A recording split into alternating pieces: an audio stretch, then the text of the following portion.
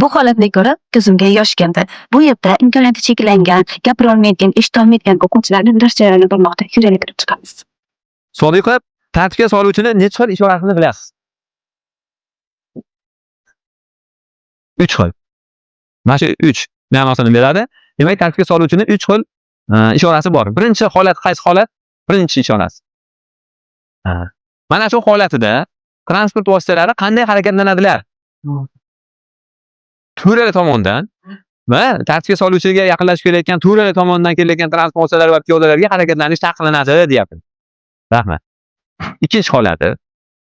Qo'lini yonga uzatgani yoki qo'lini tushirgani bir xil ma'noga ega.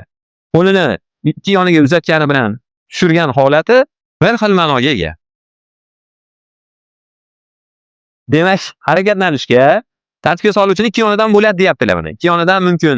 To'g'riga va o'ngga, to'g'riga va o'ngga. Qaysi tomonlarda harakatlanish taqiqlanadi? Oldidan va orqadan kelayotganlarga harakatlanish taqiqlanadi.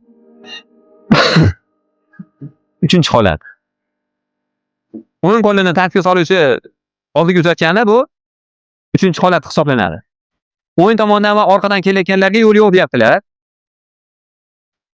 Chap qo'l tomonidan kelayotgan tartibga soluvchining chap qo'l tomonidan kelayotganlar barcha yo'nalishda yuraveradi, deyapti.